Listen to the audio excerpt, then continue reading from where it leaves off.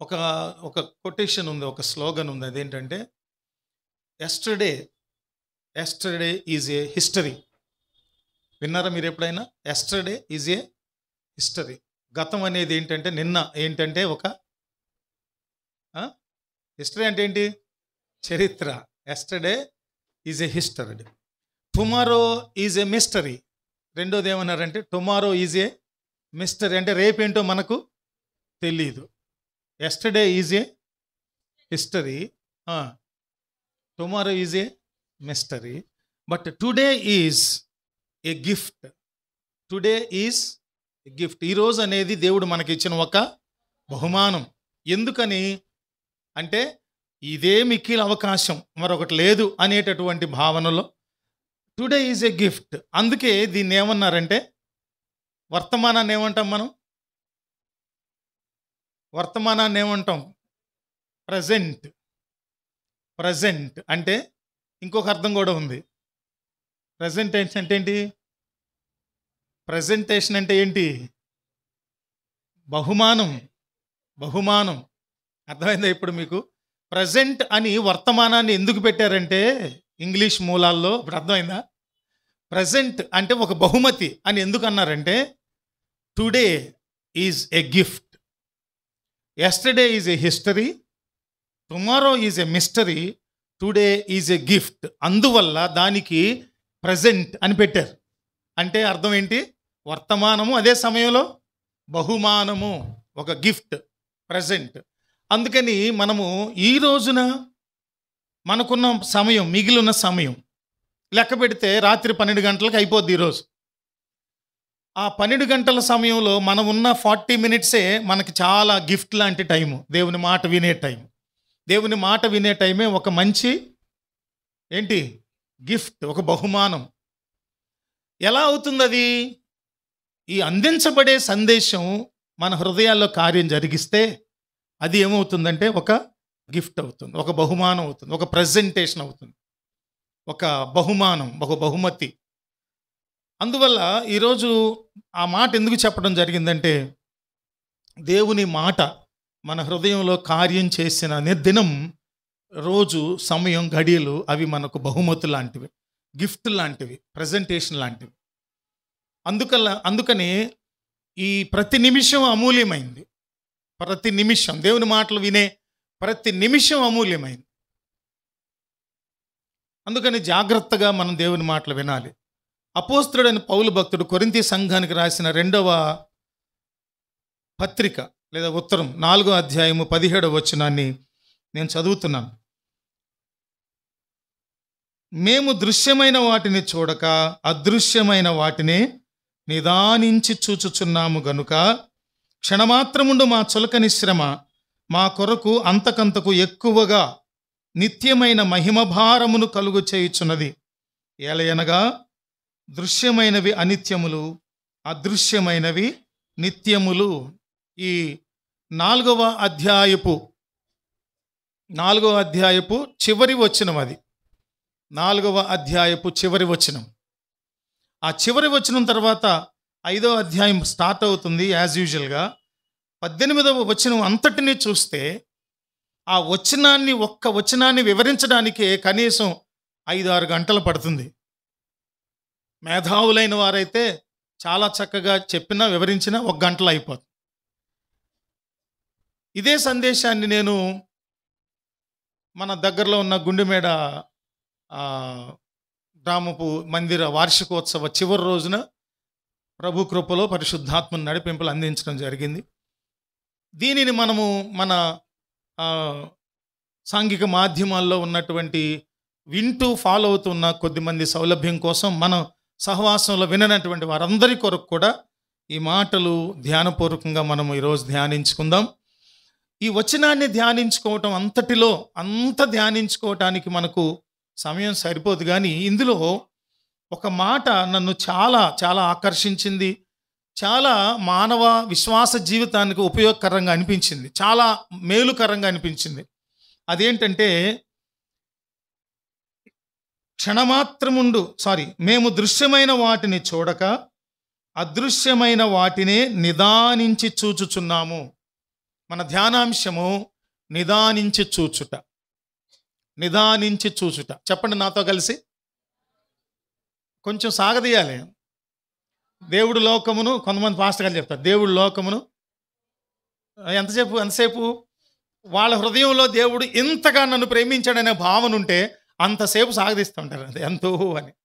చిన్నప్పుడు మనం కూడా ఒట్టు పెట్టుకునే విషయంలో చాలాసేపు అలా సాగదీసి ఒట్టు అని చెప్తారు. ఇక్కడ ఆత్మీయంగా పౌలు భక్తుని వ్యక్తిగత ప్రార్థన, ఆధ్యాత్మిక జీవిత అనుభవంలోంచి ఆయన చెప్తున్న మాట ఇది. జీవిత అనుభవంలోంచి మాట్లాడుతున్న మాట, మనందరికీ ప్రోత్సాహకరమైనటువంటి మాట. ప్రపంచంలో మనం గమనించినప్పుడు ఆత్మ సంబంధంగానే కాకుండా భౌతికంగా, సాంఘిక జీవితంలో, కుటుంబ జీవితంలో, సామాజిక జీవితంలో గొడవలు రానివ్వండి, దంపతుల మధ్య ఎడబాట్లు రానివ్వండి, కక్షలు రానివ్వండి, దెబ్బలాటలు రానివ్వండి, ఏ వచ్చినా కూడా కారణం ఏంటంటే ఏ విషయాన్ని కూడా నిదానించి చూడటం కానీ, నిదానించి ఆలోచించటం కానీ, నిదానించి ఎదుట వ్యక్తి మనసును అర్థం చేసుకోవటం కానీ, నిదానించి జరిగిన పరిణామాన్ని కూలంకషంగా చర్చించటం కానీ ఇవేమీ చేయకపోయినందువల్ల తొందరపాటు, నిదానంగా, దానికి వ్యతిరేకం ఏంటి? నిదానించి చూడటానికి వ్యతిరేకం ఏంటి? తొందరపడి చూడటం. తొందరపాటు అనేది భౌతిక విషయాలకు అస్సలు పనికిరాదు. ఆత్మ సంబంధమైన విషయాలలో ఒకవేళ ఒకసారి 2 సార్లు నిదానించి చూడటం చేత కాకపోయినా ఇంకొకసారన్నా నిదానించి చూడటానికి సాధన చేస్తాం. వాక్యాన్ని హెచ్చరికగా తీసుకున్నప్పుడు దానికి ప్రతిస్పందించి చక్కగా దాన్ని మనం మలుచుకోగలుగుతాం. కానీ భౌతికంగా నిదానించి చూచే అలవాటు లేకపోతే చాలా నష్టం కలుగుతుంది. ఏం కలుగుతుంది నష్టం? క్షతగాత్రులు అవుతారు, కాళ్ళు చేతులు ఇరిగిపోతాయి, దెబ్బలు తగులుతాయి, హాస్పిటలైజ్ అవుతారు, కుటుంబాలు విచ్ఛిన్నమైపోతాయి, దాంపత్య జీవితాలు విచ్ఛిన్నమైపోతాయి, సమాజంలో, సంఘంలో మనశ్శాంతి కరువైపోద్ది, శాంతి సహజీవనం కరువైపోద్ది, అన్ని ఇబ్బందులే. అందుకని ఎప్పుడైనా గుర్తుపెట్టుకోవాల్సింది ఏంటంటే భౌతికంగా మనము ప్రతి విషయాన్ని కూలంకషంగా నిదానించి చూడటం నేర్చుకోవాలి.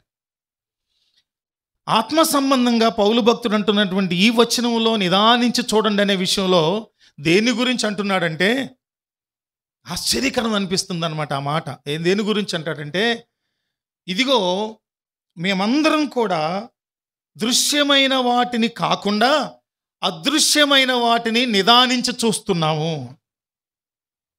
నిదానించి చూస్తాం. వేటిని చూస్తారంట? కనపడని వాటిని చూస్తారంట. మనందరికీ కనిపించిన వాటినే నిదానించి చూడడం రావట్లా. ఏమండి? మనకు కనిపించే వాటిని నిదానించి చూడటం రావట్లా.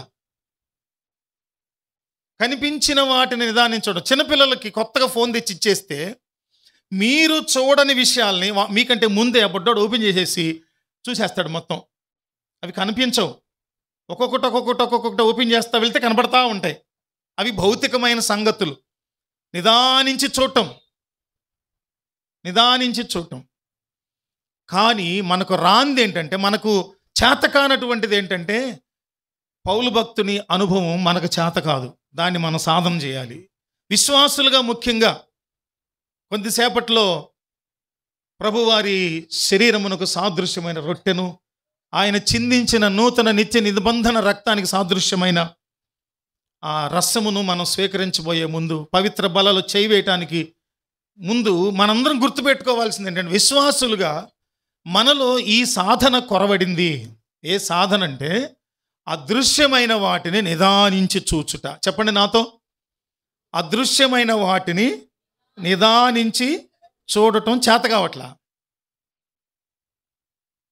నన్ను ఎవరేమనుకున్నా సరే, మీడియా ద్వారా వింటున్నా లేదా యూట్యూబ్లో ఎవరైనా వింటూ ఉంటే, వింటున్న మిత్రులకు, చూస్తున్న మిత్రులకు కూడా చెబుతుంది ఏంటంటే, మనకు ఇది చేత కావట్లా. ఏమిటి చేత కావట్లేదంటే, చూడండి, చెప్పండి, ఏమి చేత కావట్లా మనకి? వేటిని? అదృశ్యమైన వాటిని నిదానించి చూడటం మనకు రావటం లేదు. ఇప్పుడు భౌతికమైన వాటిని నిదానించి చూడటం, కనిపించే వాటిని, దృశ్యమైన వాటిని నిదానించి చూడటం మనందరికీ చెప్పండి, దృశ్యమైన వాటిని, కనిపించే వాటిని నిదానించి చూడటం మనకు వచ్చా? మరి గొడవలు ఎందుకు అవుతున్నాయి? యుద్ధాలు ఎందుకు జరుగుతున్నాయి? విడాకులు ఎందుకు అవుతున్నాయి? కొట్లాటలు ఎందుకు అవుతున్నాయి? ఇవన్నీ భౌతికంగా కూడా చూడటం రావటం లేదు. అందువల్ల మనము ప్రశాంతంగా ఉండటం లేదు, మనం ఉండలేకపోతున్నాం. ఏ విభాగంలో కూడా, సమాజంలో, సాంఘిక జీవనంలో ఏ విభాగంలో కూడా మనము ఎలా ఉండట్లేదు? నిదానించి చూడటం, నిదానించి మాట్లాడటం, నిదానించి ప్రవర్తించటం, నిదానించి ఆలోచించటం ఏమీ చేయలేకపోతున్నాం. కానీ ప్రభువు మనల్ని రక్షించుకున్నారు, మన పాపాలను క్షమించారు, మన దుర్వ్యసనాల నుంచి మనల్ని దూరం చేశారు, పాపక్షమాపణ నిశ్చేతనిచ్చారు, మనల్ని క్రీస్తు వారిలో పెంచుతున్నారు. అందువల్ల మనందరం కూడా ఆత్మ సంబంధంగా అదృశ్యమైన వాటిని నిదానించి చూచేటటువంటి ఆత్మీయ అలవాటును చేసుకోవాలి. దానికి చాలా కఠోరమైన సాధన కావాలి, దానికి. పౌలు భక్తుడు చెప్తున్నారు ఆ స్టేట్మెంట్, అంత తేలిగ్గా చెప్పట్లేదు ఆయన.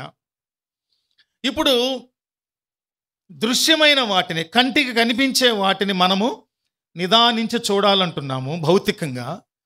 అదృశ్యమైన వాటిని అంటే కంటికి కనబడని వాటిని పౌలు భక్తుడు లాంటి వారు, మిగిలినటువంటి ఆది అపోస్తలులు చూడగలిగారు.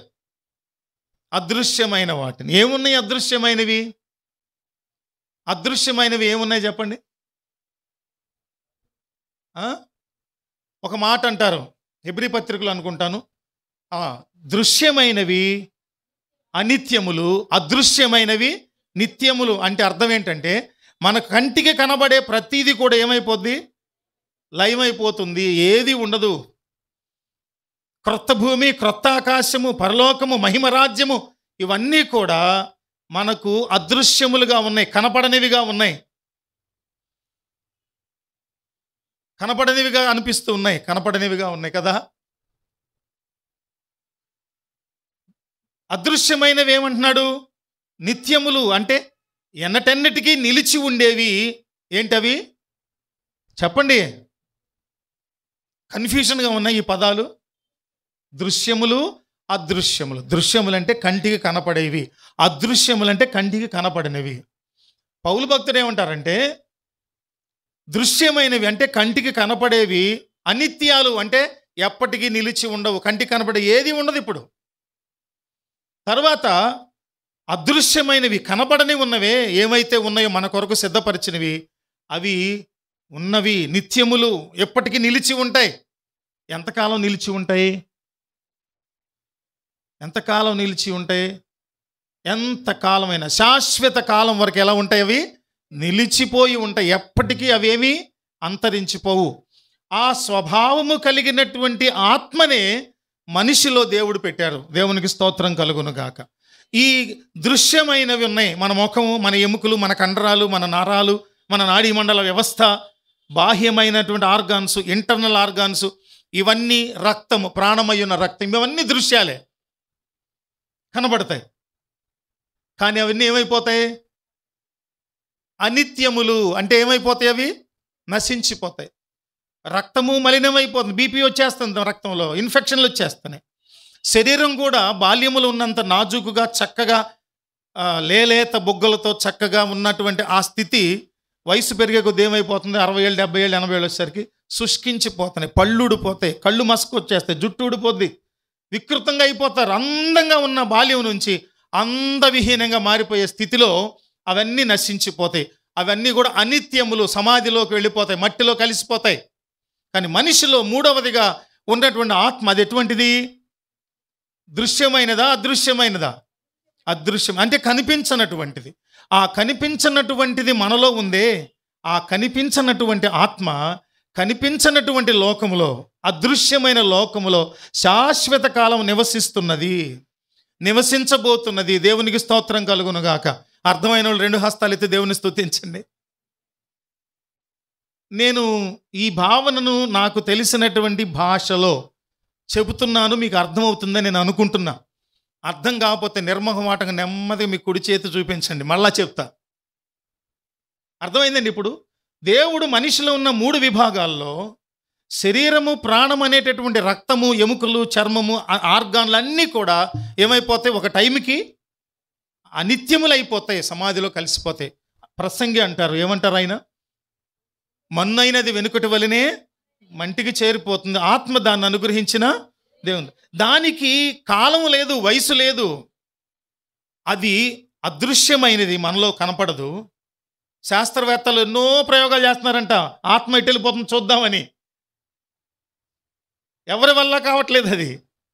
అది ఎక్కడికి వెళ్తుంది? అదృశ్యలోకములోనికి, మహిమలోకములోనికి, పరలోకములోనికి. అదేంటండి?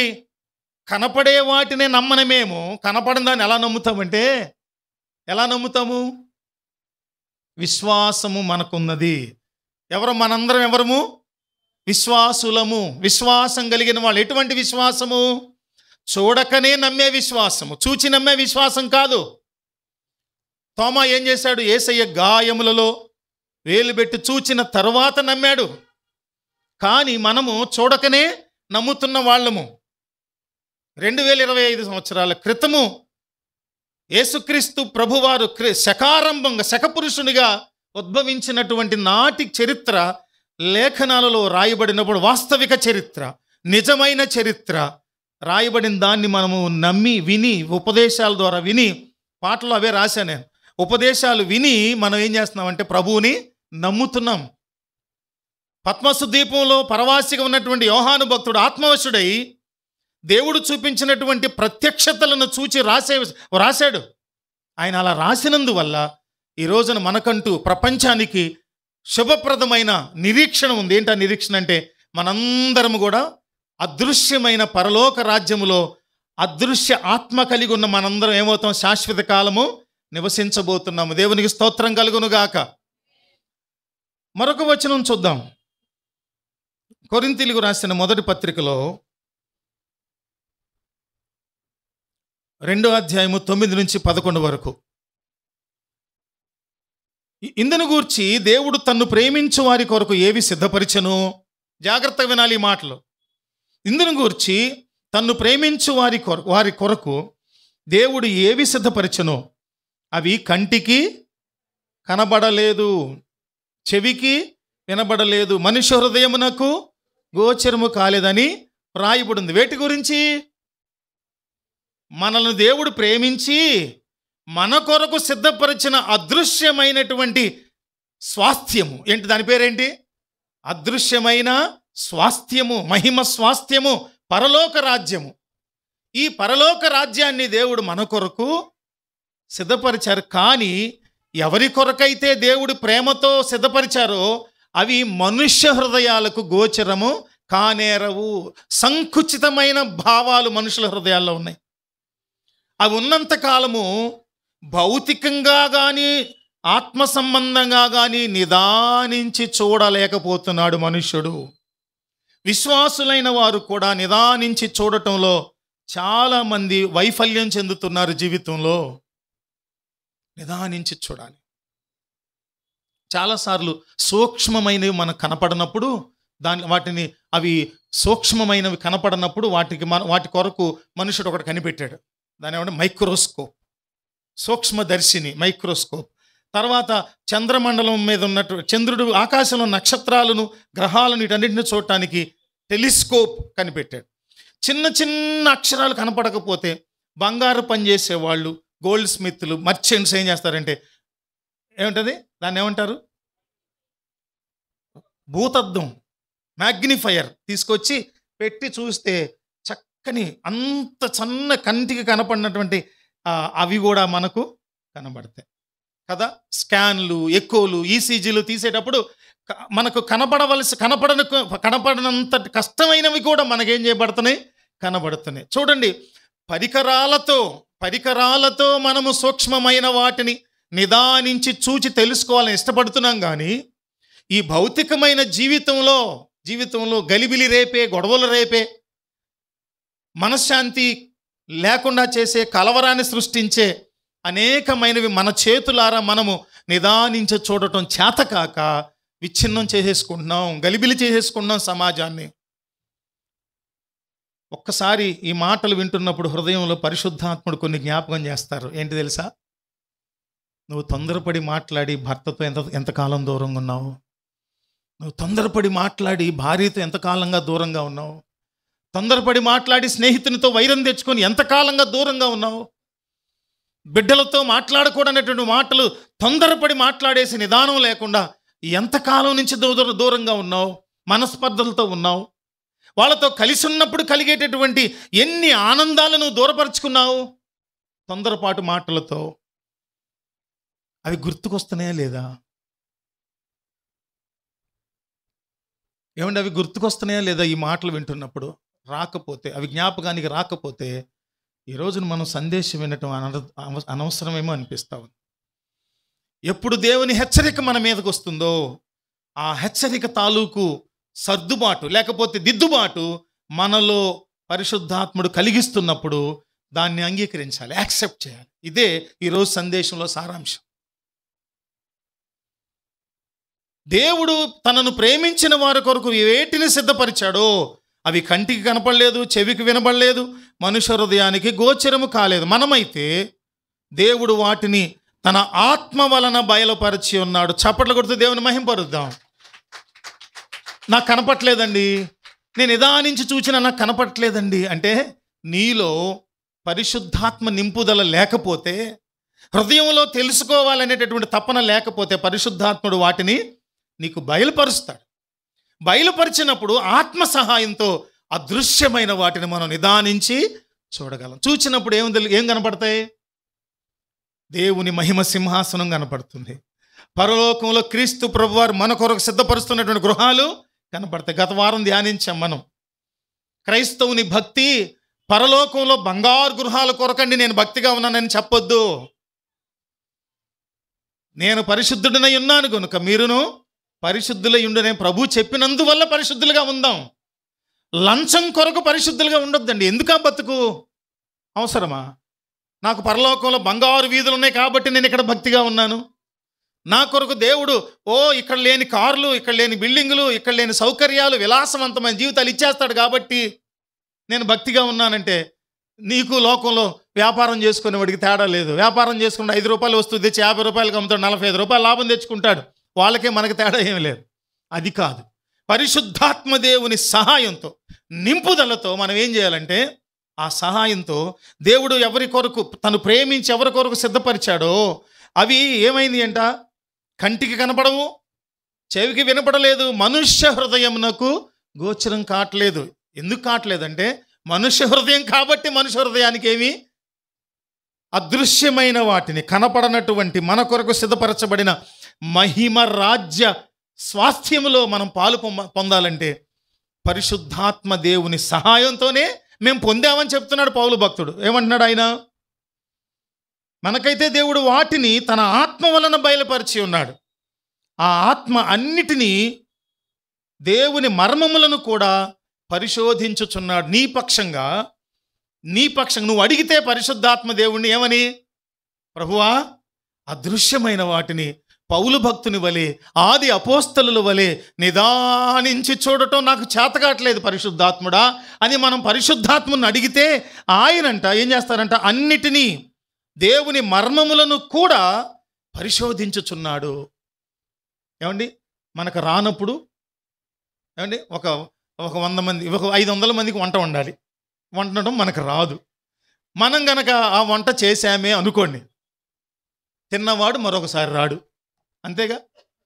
అంతేనా కాదా? మనకు చేతగానప్పుడు చేతనైన వారికి పని అప్పచెప్పడం నైపుణ్యత, నేర్పరితనం. అది న్యాయం, సమ్మతం అది కదా. 500 మందికి వంట వండడం, అమ్మో ఎక్కడ తేడా వచ్చేస్తుందని ప్రొఫెషనల్ కుక్కుని తీసుకొస్తాం. ఇక్కడ పరిశుద్ధాత్మ దేవుని సహాయం మనకి ఎందుకు కావాలంటే భౌతికంగాను ఆత్మ సంబంధంగాను అదృశ్యమైన వాటిని నిదానించి, భౌతికంగా దృశ్యమైన వాటిని కూడా నిదానించి చూడలేని అశక్తత మనలో ఉంది. కనుక మనము పరిశుద్ధాత్మ దేవుని సహాయం తీసుకొని మనము చూడాలి. వేటిని చూడాలి? అదృశ్యమైన వాటిని. ఎలా చూడాలి? నిదానించి చూడాలి. ఆ వచనంలోని తర్వాత భాగం చూద్దాం, చూడండి. కనుక నిదానించి అదృశ్యమైన వాటిని, 17వ వచనం, కొరింథీయులకు రాసిన 2వ పత్రిక 4వ అధ్యాయం 17వ వచనంలో 2వ విభాగం, నిదానించి చూసుచున్నాము గనుక క్షణమాత్రముండు మా చులకని శ్రమ మా కొరకు అంతకంతకు ఎక్కువగా నిత్యమైన మహిమ భారమును కలుగజేయుచున్నది. కంక్లూడ్ చేస్తూ, ఏలయనగా అదృశ్యమైనవి అనిత్యములు, అదృశ్యమైనవే నిత్యములు. ఇక్కడ ఏమంటున్నాడంటే, ఎప్పుడైతే మేము అదృశ్యమైన వాటిని నిదానించి చూస్తున్నామో, లేదు దృశ్యమైన వాటిని భౌతికంగా ఉన్నప్పుడు మా జీవితపు ప్రయాణంలో నిదానించి కనుక చూస్తామో ఖచ్చితంగా ఏమొస్తాయి? శ్రమలు వస్తాయి. చెప్పండి, ఏమొస్తాయి? నువ్వేంటయ్యా బాబు ఈరోజు బలలో పాల్గొనే ముందు బాగానే చెప్పావు, అదృశ్యమైన వాటిని నిదానించి చూడాలని బాగానే చెప్తున్నావు, ఇప్పుడేమో అలా చూస్తే శ్రమలు వస్తాయి అంటున్నావు. అంటే అదృశ్యమైన వాటిని నిదానించి చూచేటటువంటి విశ్వాసులైనా, భూమి మీద మన చుట్టూ ఉన్నటువంటి విషయాలను నిదానించి చూచేటప్పుడు ఏం కలుగుతాయంటే ఖచ్చితంగా శ్రమలు కలుగుతాయి. నిదానించి చూచేవాడు భూమి మీద అబద్ధాలు చెప్పడు, నిజమే చెబుతాడు. అవినీతిగా ప్రవర్తించడు, నీతిగానే ప్రవర్తిస్తాడు. అర్థమవుతుందండి? ఎప్పుడైతే నీవు లోకానికి విరోధంగా దేవునికి ఇష్టడుగా ప్రవర్తిస్తావో అప్పుడే అదృశ్యమైన వాటిని నిదానించి చూడగలవు. భౌతికంగా కూడా చుట్టూన్న పరిస్థితుల్లో, జీవన వ్యాపారంలో, జీవన ప్రయాణంలో నిదానించి చూడగలిగినప్పుడు ఖచ్చితంగా ఏమొస్తాయి? శ్రమలు. లోక పోకడతో పాటు తానా తందానా అనుకుంటూ భజన చేసుకుంటూ వెళ్ళిపోయావా? ఏ గొడవ లేదు, ఏ బాధ రాదు నీకు నాకు. ఎప్పుడైతే మనము దేవునిని అనుసరిస్తూ దేవుని బిడ్డలుగా దేవుని స్వభావాన్ని, దేవుని గుణగణాలను మన జీవితంలో ప్రదర్శిస్తామో, కలిగి ఉంటామో, స్వతహాగా కలిగి ఉంటామో, అప్పుడు ఏమొస్తాయంట? శ్రమలు వస్తాయట. వాటన్నిటినీ పౌలు భక్తుడు ఏమన్నాడంటే, చులకని శ్రమ. అసలు ఐ డోంట్ కేర్, అసలు లెక్క చేయకూడనటువంటివి అవన్నీ. మన గురి, మన గమ్యం. ఇంత గొప్ప సాక్షి సమూహము మేఘము వలె మనల్ని ఆవరించి ఉన్నందున మనము కూడా ప్రతిభారమును సులువుగా చిక్కులు పెట్టి పాపమును విడిచిపెట్టి విశ్వాసమునకు కర్తయు దానిని కొనసాగించువాడునైన యేసు వైపు చూచుచు మన ఎదుట ఉన్న పందెములో ఓపికతో పరిగెత్తుదాము. దేవునికి స్తోత్రం కలుగును గాక. ఓపికతో పరిగెత్తే ఉద్దేశం ఉన్నవాడు అదృశ్యమైన వాటిని నిదానించి చూస్తాడు. భౌతికంగా కూడా శాంతి సమాధానాలతో కుటుంబం ఒక పరలోకంగా, సంఘం ఒక పరలోకంగా, సమాజం ఒక పరలోకంగా ఆనందంగా, ప్రేమలు, అన్యోన్యతలు, ఆప్యాయతలు, అనురాగాలతో బతుకుతూ ఉండాలంటే నీ మాట, నీ చూపు, నీ తలంపు, నీ ఆలోచన, నీ ప్రవర్తన అంతా కూడా ఎలా ఉండాలంటే నిదానించి ఉండేదిగా ఉండాలి. అప్పుడు ఎంత బాగుంటుందండి సమాజం, ఎంత బాగుంటుందండి కుటుంబం. నీ హృదయంలో ఎంత నెమ్మది ఉంటుంది. కష్టాలు వస్తాయి, అప్పుడు కష్టాలు వస్తాయి. అందుకని మేము దృశ్యమైన వాటిని చూడక దృశ్యమైనవన్నీ కూడా ఏంటంట అనిత్యాలు, అదృశ్యమైనవి నిత్యములు. అందుకని నిదానించి చూడటం అనేది ఒక్కటే ప్రజలకు ఉన్నటువంటి సమస్య. అయితే గమనించాల్సింది ఏంటంటే, మనము ఏ శ్రమలైతే అనుభవించవలసి వస్తుందో అవన్నీ కూడా ఎటువంటి శ్రమలు అనుకోవాలంటే, అంటే కొంచెము కాలము మాత్రమే ఉండే శ్రమలు. ఎలాంటి శ్రమలు అవి? కొంచెము కాలం ఉండే శ్రమలు. గతంలో నిన్ను వ్యతిరేకించిన వాళ్ళు ఉన్నారే చాలామంది, వాళ్ళందరూ కూడా ఈరోజు నీతో పాటు దేవుని సన్నిధిలో మోకరించి ప్రభువుని ఆరాధన చేస్తున్నారు. దేవునికి స్తోత్రం కలుగును గాక. కొంచెము కాలం ఆగి వాళ్ళకి సువార్త చెప్పి వారిలో పశ్చాత్తాపం కలిగి మారు మనసు పొంది దేవుని దగ్గరకు దీనులుగా వచ్చి మోకరించి ప్రార్థించే సమయం కొరకు ఎదురు చూడు. తొందరపడద్దు, కోపపడద్దు, ఉద్రేకపడద్దు. నిదానించి మాట్లాడు, నిదానించి ఆలోచించు, నిదానించి పనులు చేయి. కంప్యూటర్ ఆపరేటర్స్, మొబైల్ ఆపరేటర్స్ కొంతమంది వేళ్ళు పెట్టి జర్నీల్లో గిటగిట కొడతా ఉంటారు, టైపింగ్. మీరు తెలుసా అంత స్పీడ్ చేయటం వల్ల ఒక్కొక్క మెసేజ్ 3 సార్లు 4 సార్లు రీటైప్ చేయాల్సి వస్తుంది. అన్నా అర్థం కాదు బుద్ధిహీనులకి. నిదానించి చక్కగా ఒక్కసారి టైప్ చేస్తే ఏమైపోద్ది, కరెక్ట్గా వెళ్ళిపోద్ది. అట్లా చేయరు. యవ్వన వేగం, మానసికమైన మెట్రో ఎక్స్ప్రెస్ లాంటి వేగం, మానసికమైన వేగం ఎన్ని అనర్థాలు తీసుకొచ్చి పెడుతుందో. కానీ నిదానించి చూడటం వల్ల కూడా భక్తి విషయంలో, విశ్వాస జీవితంలో ఎన్నో శ్రమలు వస్తాయి.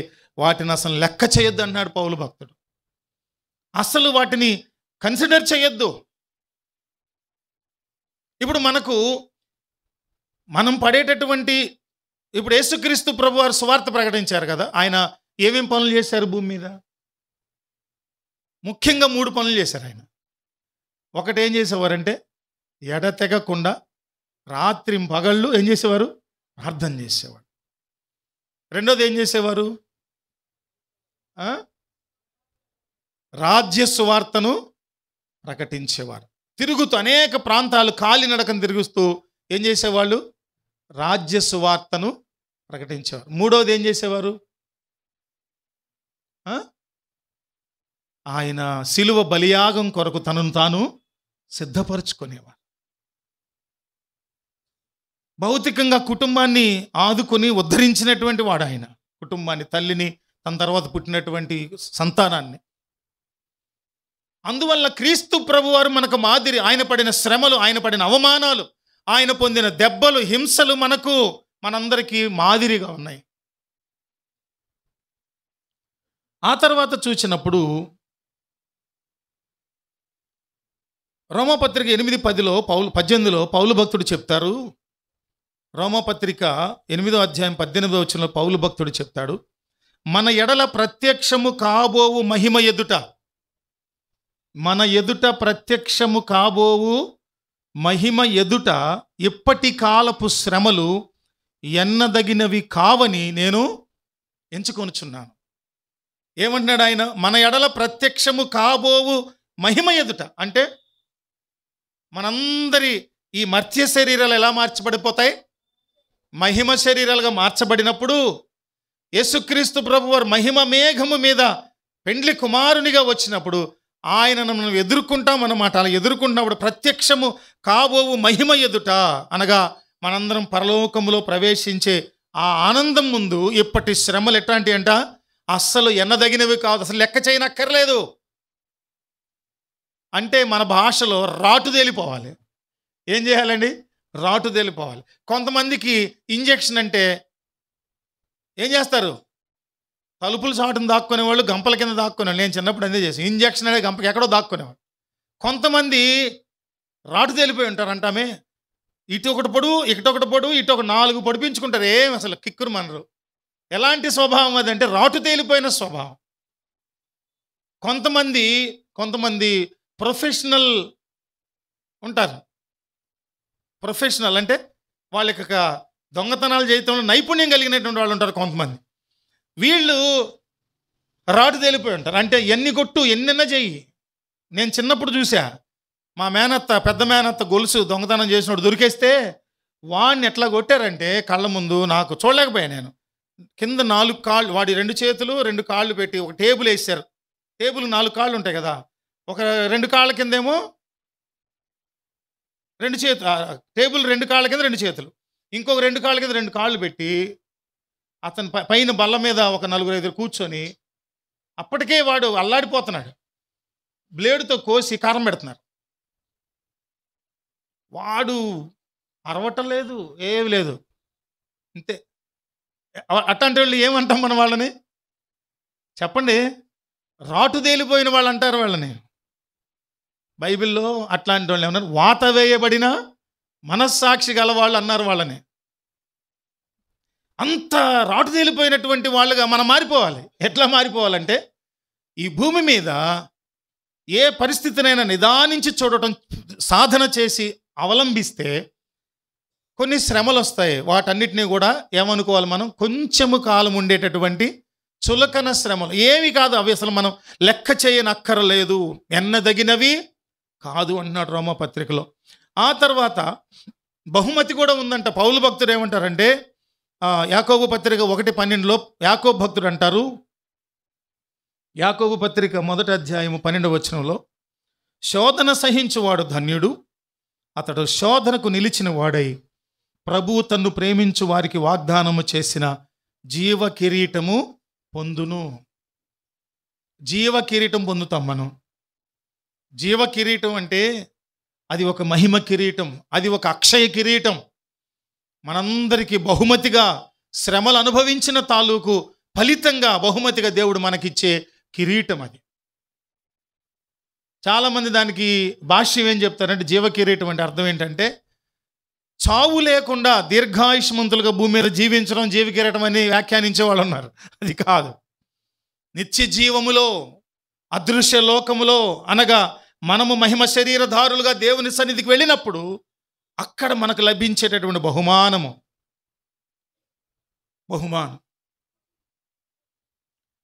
ఆ తర్వాత మనం చూస్తే యాకోబు పత్రికలోనే 1:3-4 12 చూసినప్పుడు ఇలా శ్రమలు అనుభవించడానికి, ఇలాగ నిదానించి అనేక విషయాలను చూచి మనందరం కూడా సంతోషానందాలతో సాంఘిక జీవనం, కుటుంబ జీవనం జీవించడానికి ఒక సూత్రం చెప్తా ఉంటాడు యాకోబు భక్తుడు. చెప్తారు. ఏమని చెప్తారంటే ఆయన 1:3 మీరు నానా విధములైన శోధనలలో పడినప్పుడు అవి మహానందమని ఎంచుకొనుడి. చెప్పండి, ఏంటంటే నానా విధాలైన శోధనలో పడినప్పుడు మహానందము. మొన్న కూడా ఇదే జ్ఞాపకం చేసుకుని వచ్చినాను మనం. మీరు సంపూర్ణులను అనూనాంగులను ఏ విషయంలోనైనను కొదువు లేని వారినై ఉండునట్లు ఓర్పు తన క్రియను కొనసాగింపనీయుడి. నిదానించి చూడటంలోనే మనలో ఓర్పు తన కార్యమును సాధకం చేసుకుంటుంది. ఓర్పు తన కార్యమును చేయనివ్వాలి. మనలో ఓర్పు ఉందా? ఓర్పు ఉందండి. ప్రతి వ్యక్తిలో ఓర్పు ఉంది. దేవుడు సృష్టించిన ప్రతి మానవులు, తల్లి గర్భంలోంచి పుట్టినటువంటి ప్రతి మనిషిలో ఓర్పు ఉంది. కానీ ఆ ఓర్పు తన పనిని చేయనివ్వకుండా మనిషి అడ్డుకుంటున్నాడు. మనిషి ఏం చేస్తున్నాడంటే తనలో ఉన్న ఓర్పు అనే స్వభావానికి స్వేచ్ఛనివ్వట్లేదు. అంటే ఏంటంటే ఓర్పు నీ పని నువ్వు చూసుకో అని అంటే ఓర్పు గొడవలు జరగనివ్వకుండా చూస్తుంది, ఓర్పు కుటుంబాలు విడిపోకుండా చూస్తుంది, ఓర్పు యాక్సిడెంట్లు జరగనివ్వకుండా చూస్తుంది, ఓర్పు నిన్ను గొప్ప ఐశ్వర్యవంతుడుగా ఎదగటానికి కావలసినటువంటి అవకాశాలు ఇస్తుంది, ఓర్పు అదృశ్యమైన వాటిని నిదానించి చూచినట్లు సహాయం చేస్తుంది. ఆ ఓర్పుకు నువ్వు అవకాశం ఇవ్వాలంటే పరిశుద్ధాత్ముడు వశంలోనికి మనం వెళ్ళిపోయినప్పుడు ఓర్పుకు నువ్వు అవకాశం ఇవ్వగలవు. దేవుడు నీలో ఉంచిన ప్రేమ, దేవుడు ముందే నిన్ను వెతికి రక్షించుకున్నప్పుడు చూపించిన ప్రేమ, ఆ ప్రేమను గుర్తు చేసుకుంటే నీలో ఓర్పు వస్తుంది. ఆ ఓర్పుకు నువ్వు అవకాశం ఇస్తే, పరిశుద్ధాత్ముని సహాయంతో నీలో ఉన్న ఓర్పుకు అవకాశం ఇస్తే నిదానించి అదృశ్యమైన వాటిని మనము చూడగలం. కొంతకాలం శ్రమలు ఉంటాయి అంటున్నాడు. ఆ మాటకొస్తే మనము విశ్వాసులుగా ఉన్నప్పుడు నిదానించి చూడటం అనేది ప్రతిదీ ఒక పరీక్షే. చెప్పండి ఏంటది? ఈ భూమి మీద శరీరులుగా ఉన్నప్పుడు భూమి మీద ఉన్నటువంటి సంగతులను నిదానించి చూడటానికైనా, అదృశ్యమైన వాటిని నిదానించి చూడటానికైనా మనలో ఏం కావాలి? ఓర్పు కావాలి. ఇంకొకటి ఏంటంటే అది ప్రతిదీ కూడా విశ్వాస పరీక్షనే అనుకోవాలి. ఇందాక పాడుకున్న పాటలో 3వ చరణంలో కూడా చరణం చివరిలో 3వ చరణం చివరిలో ఏం గుర్తుంది? మనసు పెట్టి పాడుంటే ఉండేది. నేర్చుకునే తపనలో అదేం మనసు పెట్టి ఉండరు లిరిక్స్ మీద. టీచర్ గారు పెట్టినట్టున్నారు, ఇందాక చెప్పారు. ఏంటంటే ఆత్మ మెట్టు నెక్కించితివి. ఏమంటే అది టక్మని ఫోన్ తీసి అందులో ఉన్న లిరిక్స్ చూద్దామని ఎవ్వరికీ కలగట్లా తలంపు. చూసి చెప్పి ఇదేం పరీక్ష, మీకు మార్కులు వేస్తున్నావా? అవార్డులు విన్నర్లం కాదు కదా. ఏంటంటే చివరిలో ఏముంది? చివరి 2 లైన్లు మహిమలో పరవశం ఉంది. అంటే ఎక్కడ? అదృశ్యమైన లోకములో, దేవునిలో, ఆ గొర్రెపిల్ల వెలుగులో పరవశం ఉండేటటువంటి ఆత్మ మెట్టు నెక్కించితివి. దేవునికి స్తోత్రం కలుగునుగాక. అవే ఏమైతే మనం ధ్యానిస్తున్నామో అవే పాటలో పాడుకుంటున్నాం మనం. అందుకని విశ్వాసిగా మనము నిదానించి చూడటము, లేకపోతే ఓర్పుకు తన అవకాశం ఇవ్వటము, పరిశుద్ధాత్ముని మీద ఆధారపడటం అనేది ఏమవుతున్నాయో అవన్నీ ప్రతీది కూడా విశ్వాస పరీక్ష అని గుర్తుపెట్టుకోవాలి. విశ్వాసికి పరీక్షలు వస్తాయి అంతే. చదివే ప్రతి విద్యార్థి ఏం రాయాలి? పరీక్ష రాయాల్సిందే. పరీక్ష రాయకపోతే విద్యా సంవత్సరం అంతా చదివిన దాని తాలూకు ఫలితము రాకపోతే తదుపరి క్లాసులోనికి మనం ప్రమోట్ కాలేము. మనం మరొక విశ్వాసం మెట్టెక్కాలంటే విశ్వాస పరీక్షలో నెగ్గాలి. పేతురు భక్తుడు రాసిన మొదటి పత్రిక 1వ అధ్యాయం 6-9 చూస్తే, పేతురు భక్తుడు రాసిన మొదటి పత్రిక 1వ అధ్యాయం 6-9 ఇందువలన మీరు మిక్కిలి ఆనందించుచున్నారు గాని అవసరమును బట్టి నానా విధములైన శోధనల చేత ప్రస్తుతమున కొంచెము కాలము మీకు దుఃఖము కలుగుచున్నది. నశించిపోవు సువర్ణం అగ్ని పరీక్ష వలన శుద్ధపరచబడుచున్నది కదా, దానికంటే అమూల్యమైన మీ విశ్వాసం ఈ శోధనల చేత పరీక్షకు నిలిచినదై యేసుక్రీస్తు ప్రత్యక్షమైనప్పుడు మీకు మెప్పును మహిమయు ఘనతయు కలుగునుగాక.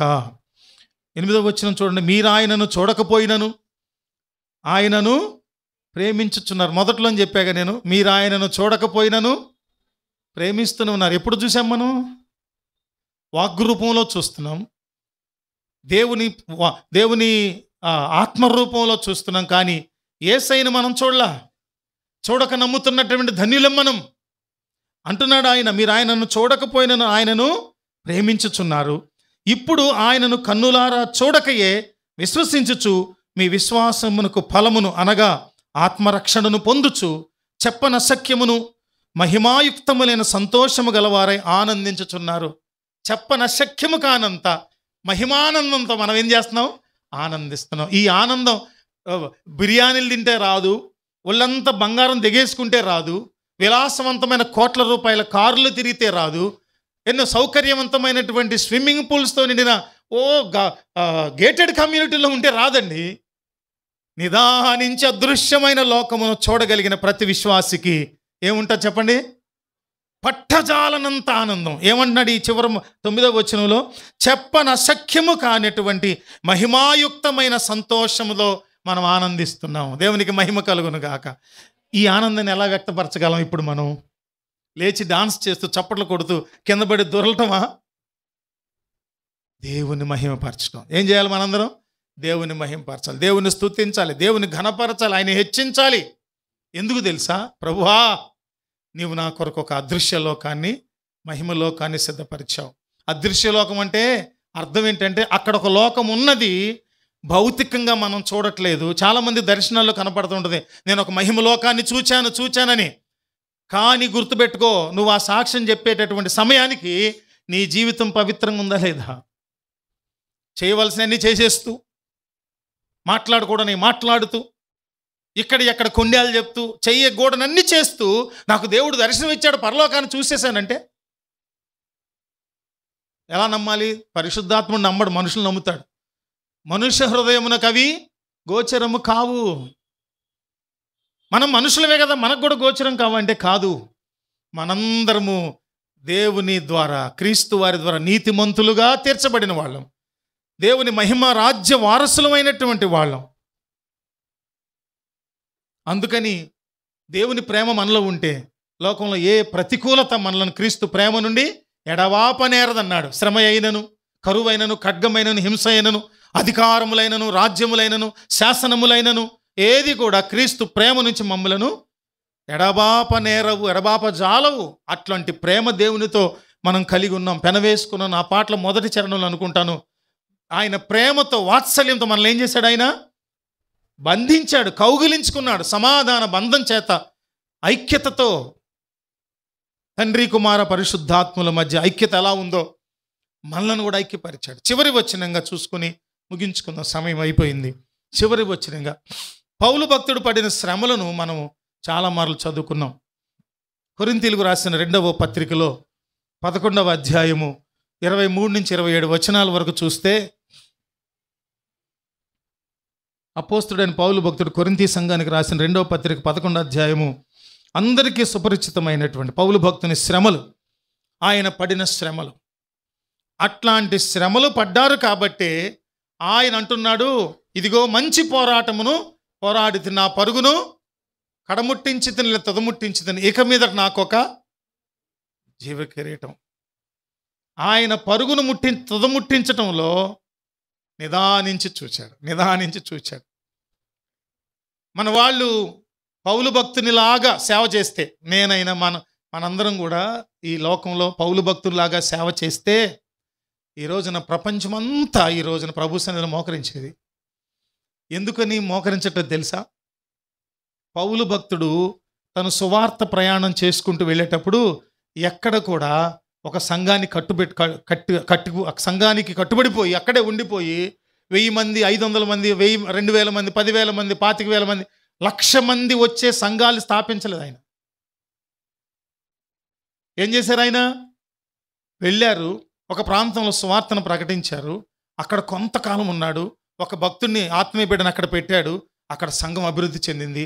ఇంకొక ప్రాంతానికి వెళ్ళిపోయాడు, అక్కడ సంఘ స్థాపన చేశాడు, ఇంకో చోటకి వెళ్ళిపోయాడు. మీ పరిశుద్ధ గ్రంథాల్లో చివరిలో ఖచ్చితంగా వాక్యం ఎంత ప్రాముఖ్యమైందో పౌలు భక్తుడు సువార్త దండయాత్రలు ప్రయాణాలు చేసిన మ్యాప్స్ కూడా పెట్టారు.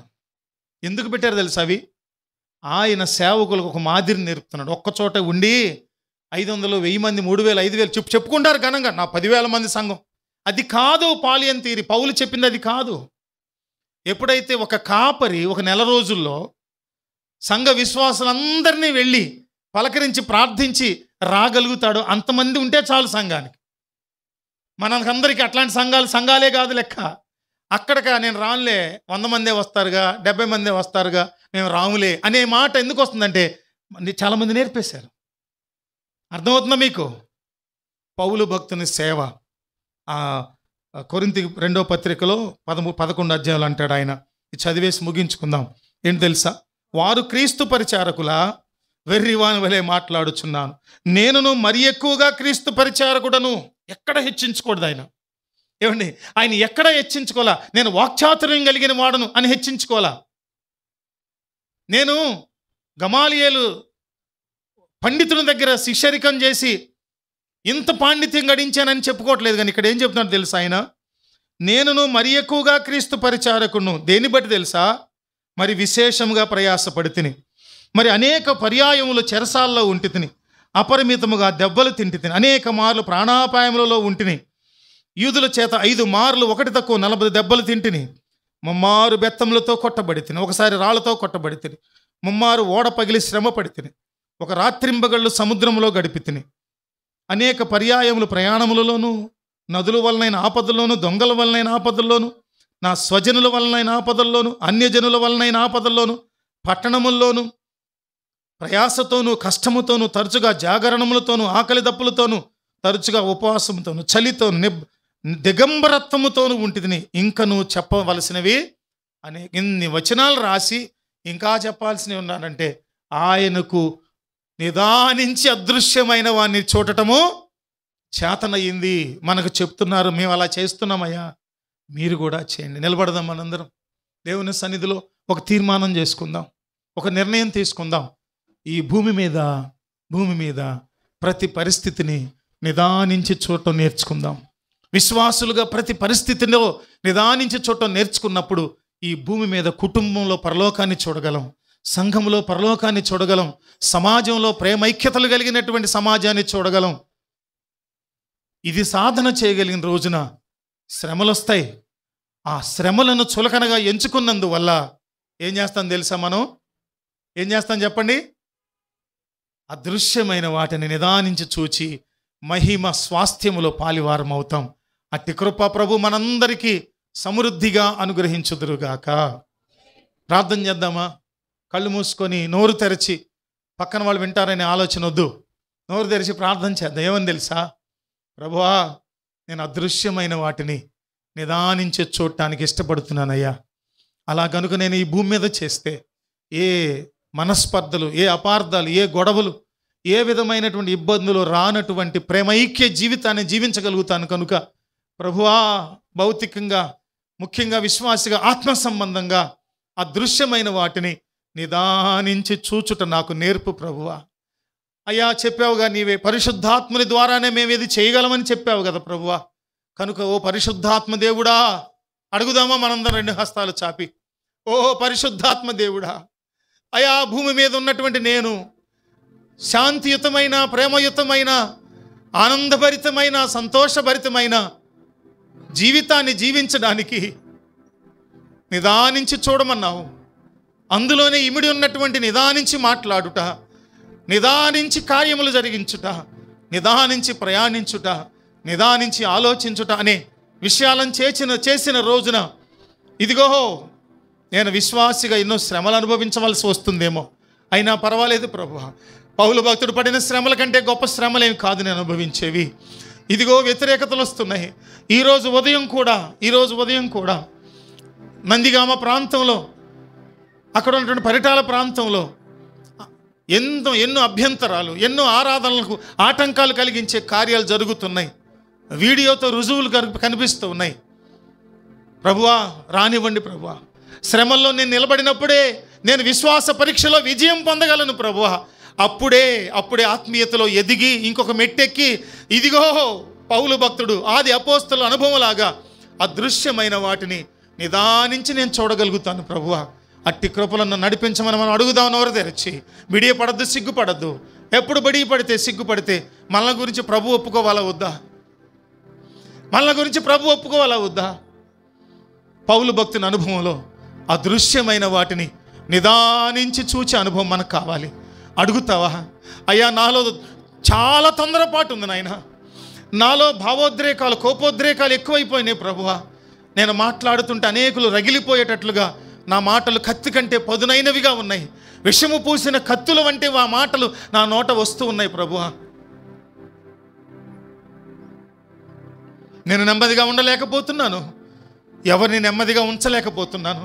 నా మాటల వల్ల నా భార్య గాయపడుతుంది, నా మాటల వల్ల నా భర్త గాయపడుతున్నాడు, నా మోహపు చూపులు ఇంకా పోలేదు, అక్రమ సంబంధాలకు వెళ్ళిపోతున్నాను, విడిచిపెట్టినటువంటి దురలవాట్ల దురభ్యాసాలను తిరిగి మరలా కావాలని కోరుకునే ఆ భ్రష్టత్వంలోనికి వెళ్ళిపోతున్నాను. ఎందుకనంటే తొందరపాటు ప్రభువా. అందుకని నిదానించి చూస్తా. నేను పౌలు భక్తుడు అనుభవం చెప్పినట్లుగా మేము నిదానించి చూస్తున్నాం అదృశ్యమైన వాటిని నిదానించి చూచుట. పరిశుద్ధాత్మదేవా నాకు నేర్పని మనం అడుగుదామా నోరు తెరిచి. ఓ పరిశుద్ధాత్మదేవా, మేము అదృశ్యమైన వాటిని అనగా ఎప్పటికీ నిలిచి ఉండేటటువంటి వాటిని నిదానించి చూడగలిగిన కృపలో నన్ను నడిపించండి. మన హృదయంలో ఈ విశ్వాస జీవితంలో సమూలమైనటువంటి మార్పు రావాలని పరిశుద్ధాత్ముడు కోరుకుంటున్నాడు. ఆది అపోస్తలులు కోరుకుంటున్నారు. మార్పు నిదానించి ప్రవర్తించితేనే వస్తుంది.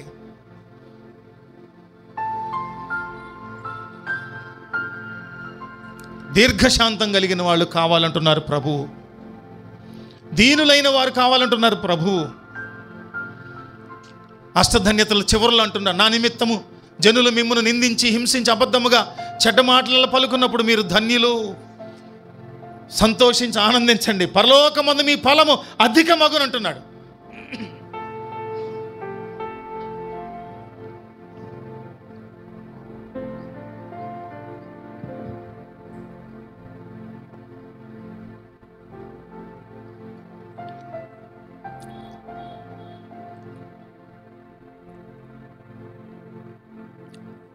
మౌనంగా ఉంటున్నారా? సహోదరుడా, సహోదరి, మౌనంగా ఉండటం కాదు, మనలో దేవుని మాట కార్యసిద్ధి జరగాలి. మనలో దేవుని మాట అది కార్యరూపం దాల్చాలి.